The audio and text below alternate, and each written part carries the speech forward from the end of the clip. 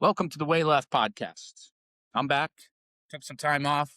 Got through 2 seasons or 3 seasons now within 4 months. So not really seasons, just kind of accumulation. And today we're going to talk about nuclearization, World War III, Iran, the fall of Rome, and let them eat cake. So we're going to focus on what's going on in the world right now. If we focus on what was going on in the world right now, we would have a podcast for the next 365 days running every minute. But what we're going to do is we're going to focus on the Middle East. We're going to focus on the policy of the orange-ass clown and his minions, Peter, white supremacist, Hegseth, and Iran. But I'm going to focus on something that has come up previous to that. So over the course of the last year and 2 months of the orange-ass clown administration, we have bashed NATO. We have threatened Greenland.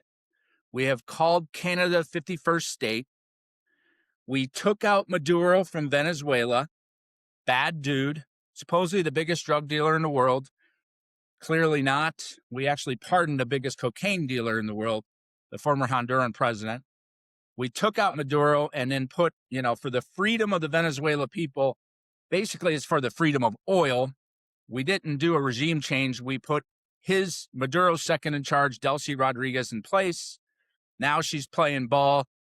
I'm sure the freedoms have all come about. And maybe that change will go well. Right now, it's just about money and oil. Again, we bash NATO. We bash the EU.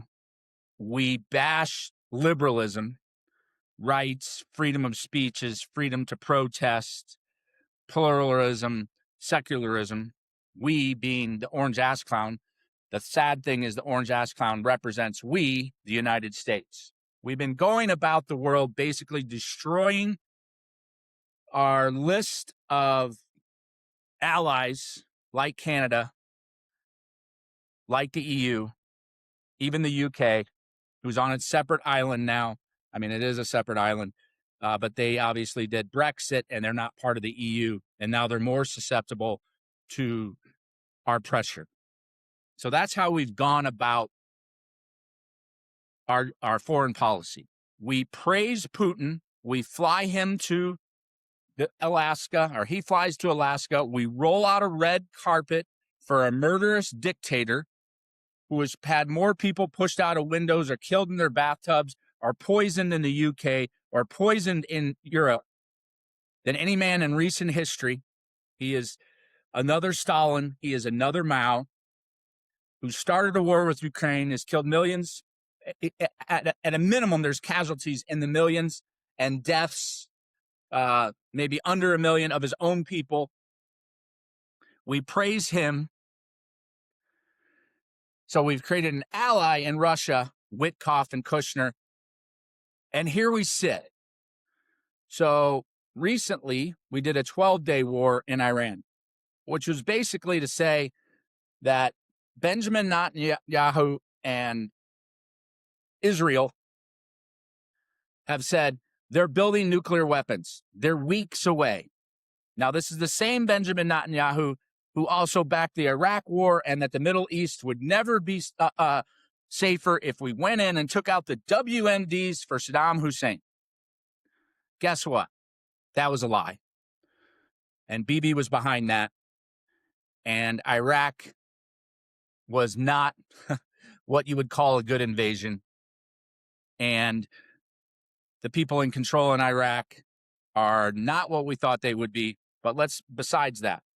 So now Bibi and the U.S. do the 12-day war against Iran because they won't get rid of all their nuclear weapons. They don't have any nuclear weapons, but their uranium cake, they're 2 weeks away. So we bombed the shit out of them. We didn't really kill anybody. We basically told Iran that we were going to bomb some of their nuclear sites and we're going to set it back and then we're going to negotiate. Now, let's remember that Barack Obama already had a negotiation, already had a signed piece of paper with Iran for them not to build nuclear weapons. Some would say it didn't go far enough. Okay. Trump tore that up in 2017. And since we haven't had that in place, so Why would Iran trust us? Now, we did the 12-day war. Bibi comes back, and this sounds very familiar to Iraq. Bibi comes back, Bibi being Benjamin Netanyahu, the right wing, you might as well call him a fascist for Israel, who left the border open, and I'm not blaming him, but left the border open on the southern part of Israel where the Hamas attacks came in. They had actually been warned there would be Hamas attacks. Don't justify the Hamas attacks. The Hamas attacks were terrorism. I can go through why they did it and why they hate Israel, but we're not going to do that right now.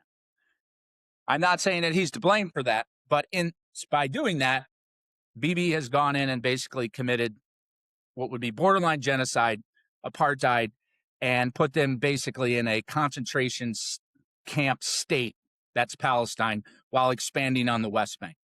This guy, the leader of Israel, and their group AIPAC, which is the big foreign influence, they say it's a U.S. influence, foreign influence lobbying campaign in the United States, now comes back after the 12-day war and says, guess what we're going to do?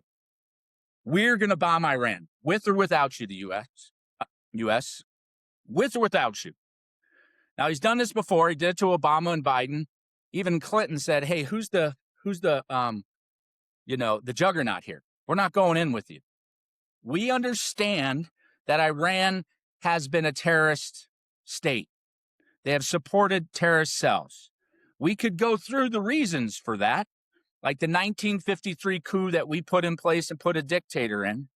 And then in 1979, when the Islamic Republic came back in, we then backed Saddam Hussein in a war to destroy Iran because they wouldn't play ball with us. And that's all due to the UK, Israel, and US. That doesn't justify the terrorism, but we can give a means to the end for the way that people think. So now they come back and say they have WMDs, they have nuclear weapons. Even though Donald Trump said we destroyed their capabilities for the next 10 years, clearly we did not. It's all lies. Israel says we're going in, we're going to blow it up, with or without you. So what do? And Rubio said it. We went in because they were going in. Then that story changed. The story changed as we're going to go in for regime change. We're going to get rid of their nuclear weapons. Even though we got rid of them a couple months ago, we're going to get rid of them now because we didn't do it before. You just can't put together the lies. So we started a new campaign against Iran. Devastating, killing the Ayatollah Khomeini. So we've taken out their leader just like we did Maduro. But let's remember how big Iran is. Iran is 92 million people. It is 3 or 4 times the size of Iraq. So we're in. We've been in about 3 weeks. And guess what happens out of this? First, we bomb a fucking school of girls and we do a double tap. What a double tap is you bomb it and then you wait a while because people are going to come in and save people and then you hit it again. So then we killed the mothers and the teachers who are trying to save all the children. A girls' school. Now, mistakes happen in war, but the fact is this was on a location from like 2000 Turk data that was part of an installation of the IRGC, which is the the Iranian, basically, army or secure forces like the IDF is for the Israeli Defense Forces. The IRGC is that for Iran. But they had changed over time.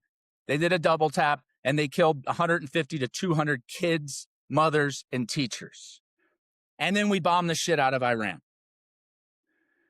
Guess what our plan was? We didn't have a fucking plan. So right now, the Strait of Hormuz, it's a shit show. That's where 20% of the world's oil comes from. Guess what Iran does? Iran says, fuck you. I'm not justifying the leadership there. I'm not justifying that they killed 10,000 of their own people. We would like them to move towards a better state. But kinetic warfare to do that in Iraq didn't work. In Vietnam didn't work. In Afghanistan didn't work. In Korea, it basically just divided the country. Obviously, Vietnam, if I didn't already mention it. But we're going to do it. And Pete Hegseth, fucking white supremacist, said it. We don't need to look at the past. J.D. Vance said we would never do these wars. They sold us on no wars. Obviously, I didn't vote for the orange-ass clown. I never would. I didn't believe anything that came out of his mouth. I'm not surprised by this. So we go there. We bomb the shit out. So what does Iran do? Iran says, all right, we're in. This is existential. This isn't a 12-day war. This is, we are not going to stop. We are going to just fucking fight forever. And we're not just going to stop because you stop. So what does Iran do? Now, they're the leader in one of the drone creations, the Shahed drone, which has been supplied to to Russia to kill innocent Ukrainians. And so what do? So they bomb. And I'm looking at a Middle East map. Always look at the Middle East map because we kind of forget what they're. So they hit targets in Qatar, who made a deal with the U.S. They hit targets in the UAE. Now remember, this is all the oil. Kuwait, Bahrain. I don't think they've hit Oman. They have hit Saudi Arabia, Iraq. Now, a lot of these places have our bases, our U.S. bases, and they're also hitting infrastructure like oil tankers. They've damn near closed the Strait of Hormuz, so you can't get 20% of the world's oil out. And also, I think it's 45% of the world's urea, which is used for fertilizer. So now what do we have? We have World War III. Now, World War III, we all think of as an existential nuclear war. But the threat of nuclear war means that we probably won't use nukes, hopefully. But look how many countries are now involved. First, we have Russia and Ukraine fighting. We're backing Putin, and we'll go through how we're backing Putin and China right now, and we'll go what they're doing to help Iran. But we've involved Lebanon because Israel's bombing the shit out of Lebanon because of Hezbollah. We basically got Palestine, which is basically recovering from being decimated.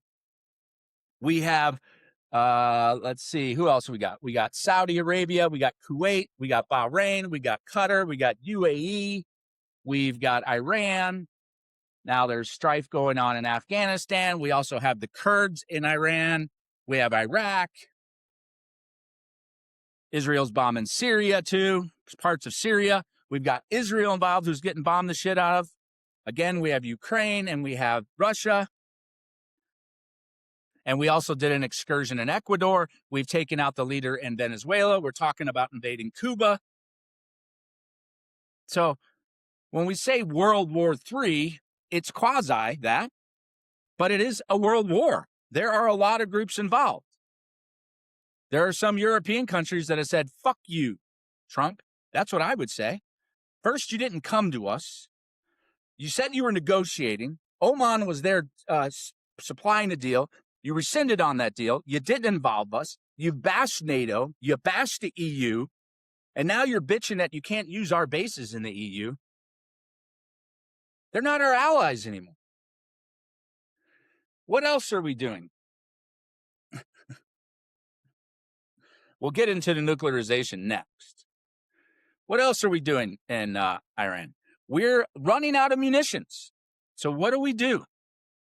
We go to South Korea to get back some of our munitions, some of our THAAD radar / firing capabilities. We're taking it out of South Korea. So now North Korea is trolling South Korea and Trump. We are putting South Korea in a bad position. Their stock market is suffering because of oil and also because we are no longer their protector. I mean, we do like $250 billion worth of business with South Korea. We do $50 billion with Israel, but we're going to save Israel, I guess, destroy the Middle East, destroy oil, and we're going to abandon South Korea. So that's one of the things we're doing. We're forcing the EU countries to let us use their bases to bomb Iran. So what is Iran going to do? Iran's thinking about sending drones to Europe, up to 2,000 kilometers. They can reach it. So that's where we're going on Iran, right? So what else is going on in Iran? Russia is helping Iran, who's one of their allies. I mean, Russia doesn't really have quasi allies. Russia is helping Iran target U.S. bases, military through radar. China is sending better radar to Iran, better military tech to Iran, because they get oil from there. They're helping Iran. So we've started World War III in a form of a world war in the Middle East. That's what we've done. We're begging Ukraine. Now, Ukraine offered to teach the U.S. about drone technology, because Ukraine now is the leader in drone technology, because they were illegally invaded by a group called the Russians and Vladimir Putin, and killed thousands, hundreds of thousands, maybe millions of people, both Russian and Ukrainian, destroying a country that supposedly is our fault because of NATO, which is bullshit. We have gone through support and no support and thrown Zelensky under the bus, but still Zelensky offered to teach us the technology. Buy our technology, U.S. We'll help you. Drones is the new world. And we told him no. But now we're begging him, we need your help. We're not going to help you fight off the fucking dictator. What we're going to do is we're going to stop the embargoes against Russian oil, because India needs the oil, and because we fucked it up so bad in the Middle East. So oil prices have gone up, which are going to help Russia support their fight against Ukraine, and quasi help tear down the U.S. by helping Iran. Now, is it going to tear it down? It's just exposing when you don't have partners, when you don't have allies, shit goes wrong. So that's what happened with Ukraine. Now we need to go back to them. Please help us. So LNG, liquid natural gas, oil, Brent crude, I guess is what it's called, fertilizers. That's all going up in price, which affects what? Inflation, which affects everything that we eat, everything that we get delivered, every time you put gas in your car.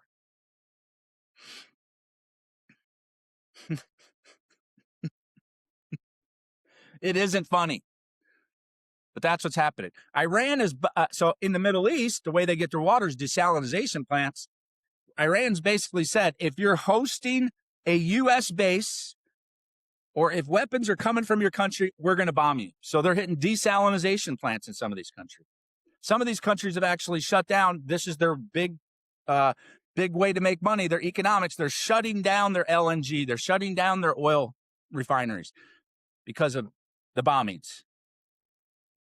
And now the Middle East is pissed, and they're saying, hey, we quid pro quo you. Hey, man, we gave you a $400 million jet cutter.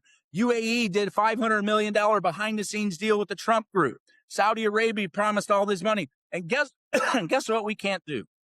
We can't fucking protect them, because we're on our own. We're America first around the world. So essentially, we've started a quasi-World War III, because we're going to free the people. But there is no consistent line of thinking. First, it was to get rid of military weapons for the second fucking time. Lie. I mean, maybe not lie. We're going to really destroy it now, even though we said we destroyed it before. We're really going to destroy it. We're going to bomb a fucking school on accident and won't even confess, and then blame Iran for doing it with Tomahawk weapons, which they don't even fucking own, don't have. Lie, lie, lie, lie, lie.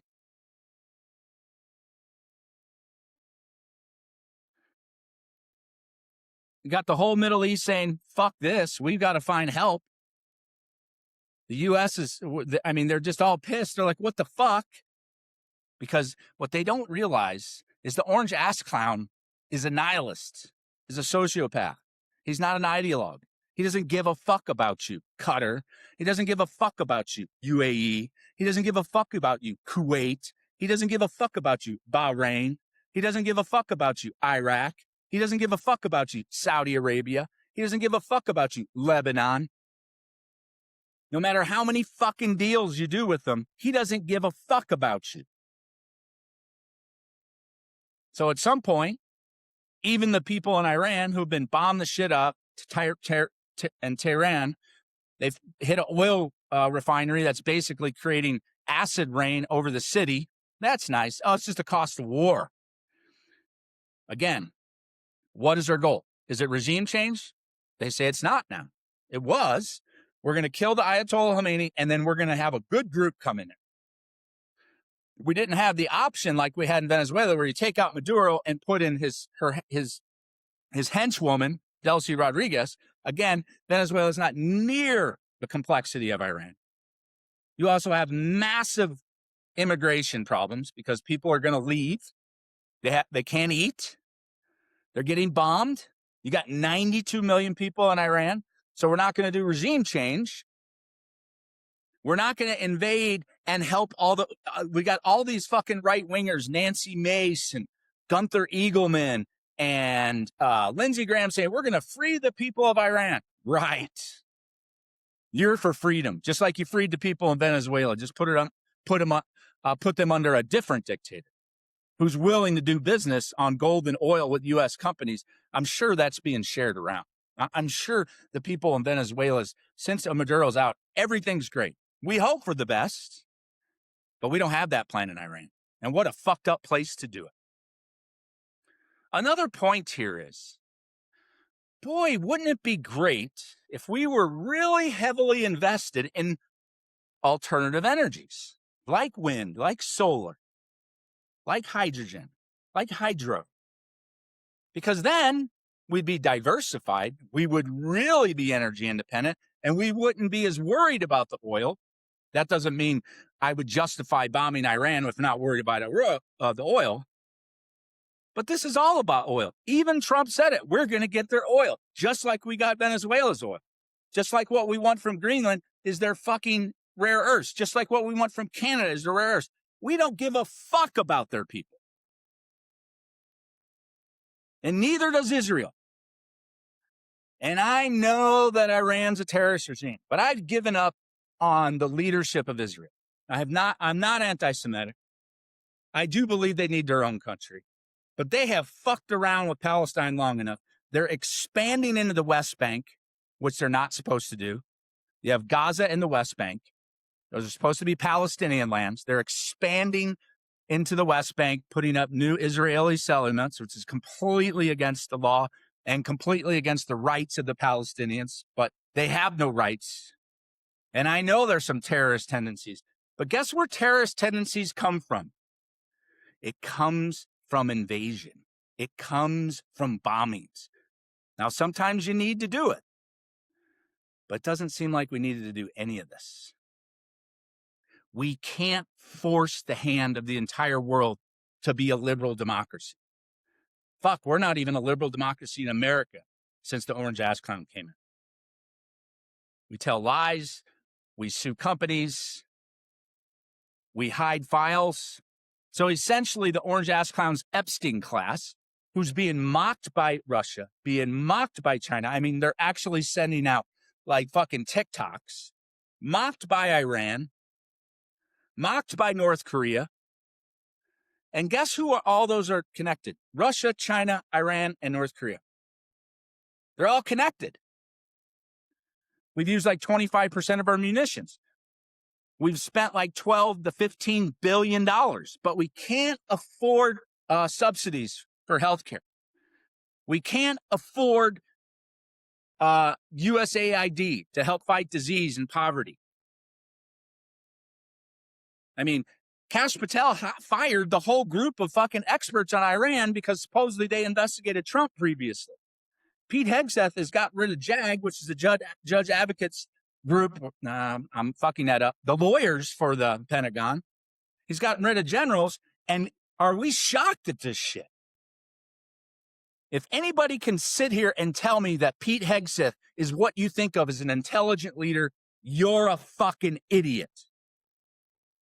The orange ass clown has done nothing but run companies into the ground. Bankruptcy after bankruptcy. And here we sit. So yeah, this was a choice. We didn't get congressional approval. They don't call it a war. They've circumvented the Congress, even though the fucking MAGA and Republicans are a bunch of fucking shills and all need to be out. They hold the power. They don't do anything. And guess what else we did? God, I got a list.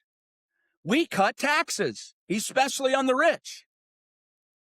While we're invading Venezuela, while we're doing special ops in Ecuador, while we're fucking bombing Iran twice, and now we're basically in a conflict that ain't going well. It's destroying Iran, right? It's destroying the Middle East, too. We're losing any allies we had before, and I'm not sure we had any at this point because we've thrown them all under the bus. And guess who you don't hear from anymore? J.D. Vance, who is totally against this. That fucking sociopathic fucking suck-up. It's good to have him on the back burner, but in a way, I'd rather have him in the front burner because he was totally against this. And so was the leadership in the Pentagon. But not Pete Hegseth and not the orange ass clown. The guy who said he'd never go forever wars. The liar. And now Joe Rogan's shocked. Joe, I just can't believe he's invading Iran. He told us he wasn't going to do it. Andrew Schultz. Andrew Schultz laughed at Donald Trump when he said he wasn't a liar, and he still voted for him, and now he's shocked that the motherfucker's lying. He isn't lying. He just never tells the truth. It's not a lie to Trump. It's just a litany of words, bumbling words from a man who looks like he's basically the mad fucking king at this point. And that's how he looks at himself, and he thinks it's fucking funny. We got Donald Trump, so this comes to the fall of Rome part of this is simple. We're destroying our military capabilities. We're exposing our weaknesses. We've alienated allies. Our debt is out of fucking control because we keep cutting taxes. Inflation is up. People can't afford a $400 bill. We can't insure health care for our people. We're running around the country with fucking masks, killing American citizens and sending people to literal gulags outside of our country. The fall of Rome. It takes time. But in today's world, it happens faster than it did, 1,000, 2,000 years ago. And that's exactly what's fucking happening here. It's a Machiavellian oligarchy separating the top 0.1% from everybody else. And the orange ass clown is all in him. And so is Scott fucking Bessent and the rest of them. That's the fall of Rome. Let him eat cake. We got the agriculture secretary saying this is what you can afford for $3. Piece of chicken, a piece of broccoli, and a fucking peanut. Grow your own chickens is what she says. We've got the Department of Energy, Chris Wright, saying you have to suffer a little bit so we can free the world on gas prices because we don't have fucking energy diversification. We're shutting down all our fucking green energy initiatives so we can have oil so the oil guys can get rich and Trump and his minions can get rich and we all suffer. Huh. Yeah. Huh. That's the fall of Rome. And this is going to be generational. We could have the greatest president for free markets and liberalism, a combination of Lincoln, Reagan, FDR, Teddy Roosevelt, George Washington, Thomas Jefferson, all in one, and it ain't going to fucking change a lot of stuff for a generation or two. The orange ass clown and his minions and his Russ bots and his Christian nationalist fucking Heritage Foundation are destroying the fabric of the U.S. They want a $1.5 trillion Department of War budget. So they just run around the world and do this while still cutting fucking taxes. Cutting income taxes, but raising tariff taxes, which they found illegal, and now they're finding a way around that. Fucking us over. That's the fall of Rome. Let them eat cake. As I said, you can get a $3 meal. You can raise your own chickens. You can suffer a little bit for the gas prices. We got the granddaughter of fucking Donald Trump out there at the most expensive fucking grocery store like Whole Foods on steroids in LA with Secret Service doing their influencer thing, talking about, wow, this sushi costs $50 and it sucks. They're trolling us while the rest of the world is trolling us. So the orange ass clown and his minions are trolling us like the rest of the world's trolling us. But it's starting to change. The Middle East is panicking. They're like, what the fuck, you, Donald Trump? Sorry, I said his name. Orange ass clown. Fuck you, U.S. And this will lead us into nuclearization. So, if I'm Poland, or I'm France, or I'm Italy, or I'm South Korea, or I'm Japan, and I see that they're taking munitions out of South Korea right now, what am I going to do? How do I protect myself? What are the countries that really don't have too many problems with invasion? And this is why Iran wanted a nuclear weapon. I don't think Iran should have a nuclear weapon because they have a lot of terrorist tendencies. There are ways around that. We have enough data. They want to nuclearize. So Poland and France have already made a deal that France is basically, so France is a nuclear power. So basically you got the UK, France, Israel because of the US, Russia, China, India, and Pakistan all have nuclear weapons. Okay? Doesn't mean that they don't have problems. It doesn't mean that there aren't things that come up. But essentially, we pick on the little guys, right? We aren't going to tell Russia no. In fact, we're going to do deals with them. Steve Witkoff and Jared Kushner talk about Vladimir Putin like he's the nicest guy in the fucking world. It's Ukraine's fault that we invaded there because we took all their nuclear weapons, said we would protect them, and now we're not protected. And that's a Joe Biden, Barack Obama, especially a Donald Trump problem. But Obama let him get Crimea. Biden was slow to roll on the invasion, and Donald Trump has reinforced he wants Russia to win that, just like Viktor Orban from Hungary. So now we're going to nuclearize. So if I'm the leader of Poland, I go to, and I'm in the EU, I have a relationship with Macron and France. Hey, help us. We're going to build our own nuclear weapons. But in the meantime, let's put your nuclear weapons or some sophistication of your nuclear weapons on our soil so that this fucking nutcase, Vladimir Putin, murderous dictator supported by the U.S. and China and Iran, doesn't do anything. Won't come in. Because believe me, he wouldn't have invaded Ukraine if Ukraine still had the nuclear stock. So I'm Poland, I want to nuclearize. I'm the Baltics, I'm going to want to nuclearize. I'm Norway, Sweden, and Finland. Yeah, help us out. We need some nuclear weapons or we're going to build our own. And what also is happening now is, so we went about this and said the EU, the orange ass clown, and actually Obama pushed for this and then Trump pushed for this. Some say this is good. I'm not sure it's good, but there had to be a change. We want the EU to spend more money on military. Great. We'll starve out the people. We'll put in more for military. Fine. The world we live in.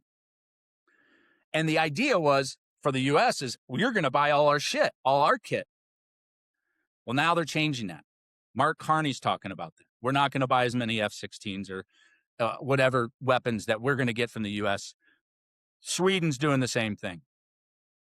Who else wants to nuclearize? Japan. And China's pissed about it. Why? Because then they can't push around Japan as much. Australia wants to nuclearize because they can't rely on the U.S. And they're also Australia's doing direct deals with Canada, and they're not even doing it in U.S. dollars. Because U.S. is the dollar is the base currency for the world because we dictated that back in the 1940s and 50s when we put together NATO, where we'd be the protector with soft power and kinetic power if possible, which we've abandoned under Orange Ass Clown. And there needed to be tweaks, but we've abandoned our allies. So now we want South Korea, Japan, Australia to do it. Who else can we think? Anybody in the EU is going to want to nuclearize, right? The Middle East, they're going to want to nuclearize. So are we going to just bomb everybody that wants to nuclearize? Is that what we're going to do? Are we going to bomb the EU? No, because the EU has nuclear weapons. Germany wants to nuclearize. Germany is producing weapons faster than they did in World War II. They're becoming one of the leaders and the sellers. And so the rest of the world is like, okay, we're gonna fucking militarize at a minimum and maybe nuclearize at the maximum, and we ain't buying most of the shit from you, US. Fuck you. And that's exactly what I would do if I was there. The EU is the third largest economy in the world. Work together. Britain fucked up when they did Brexit, and they know it, and they hate it. And now they're on an island. They are an island. Now they're really an island from EU. They're in NATO, but a NATO is essentially meaningless because of the U.S. If I'm them, I form the NATO without them, without the U.S. Fuck you, U.S. Get your bases out. We're going to militarize, and we want you out, and we don't want your kit. And if you want to fuck with us, we have nuclear weapons. Japan, South Korea, Australia. Don't blame them. Who else is next? So that's the plan. The tripolar world. China, Russia, and the U.S. I mean, Iran's just a proxy for China and Russia, and it's working really well. Working really well for Russia and China. Oil prices are up. Embargoes are out for Russia. China's helping Iran destroy some of our capabilities, giving them intel to help basically extend this war, or at least make it more divisive. But Trump is out talking about windmills. He's talking about Gavin Newsom losing his mind. He says the economy is great, inflation is down, mass deportations, lying about bombing a fucking school, saying it was Iran's fault, that they did it with our Tomahawk weapon, which they must have, which they don't. Now they've admitted it, but they haven't admitted it. Trump says he doesn't know what's going on. But this is a fucking plan. This is the way it goes when you hire a fucking orange ass clown. Joe Rogan, Sager, Tim Dillon, Andrew Schultz, MAGA. So that's where we're at. That's what I've been stewing over the last couple of weeks. What the fuck? I was in England and I was meeting with somebody. I was south of London doing some consulting, and one of the partners is from South Africa. They have an office in Dubai. He left Dubai right before it was bombed. He couldn't fly back to Dubai. Dubai's fucked. Who's going to want to move there now? I mean, Dubai's economy is based on this high roller billionaire class. Well, Iran's bombing their fucking hotels. Because guess where we're putting our fucking servicemen? Because Iran is bombing our military sites all over the Middle East. They put them in the hotels. So now they're bombing the hotels. Who the fuck's going to want to go to Dubai now? Are you kidding? Who wants to live there now? I don't know why anybody would want to live there in the first place. I know it's tax-free and it's high roller bullshit, which is just, ugh. God, if I had that much money, the last thing I want to do is hang out with a bunch of other fucking dicks. Right? But that being said, destroying them. Nobody's going there now. And that's going to take a while, if not forever. Thanks, U.S. Thanks, Israel. Again, I give up on Israel's fucking government. I've given up on AIPAC a long time ago in the United States. I'm not anti-Semitic. I'm not anti-Zionist. But I'll tell you what, I'm anti-Benjamin Netanyahu. I'm anti-religion. It's such a bunch of bullshit. Fucking cult of fucking personalities. So again, this podcast was about nuclearization. Basically, we're in some quasi-World War III because of Israel and the U.S. Iran, the fall of Rome. Let them eat cake. And the thing is, it is about us. I love Europe. I love America. I'm not sure if I'm European. I'm sure in the fuck if I'm a Canadian. I have a tough time deciphering between the two. Do I want to welcome in open arms fucking Americans? I know it's not the people, it's the governments, but sometimes it starts to pass over. So, MAGA, keep voting against yourself. You're fucking it up for everybody. Republicans, you don't exist. Conservatives, you don't exist. The debt rises more under fucking conservative, quasi-conservative, MAGA fucking orange-ass clowns than any other ones. It appears that what we're doing is we're trying to make it quicker to the end of Rome, the end of the U.S. as a power hegemony. And in some ways, I like the idea that it's more of a, what Mark Carney called the middle country world. But you're abandoning the world. Do we want isolationism? No. But are we going to isolate? Yes, we already have. Who the fuck wants to be our ally other than doing business stuff? EU is looking at starting their own MasterCard and Visa because they don't want to be shut down.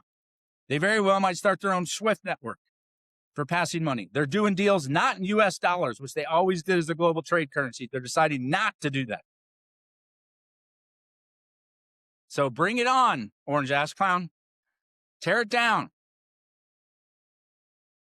And I thank you for watching this episode of The Way Left.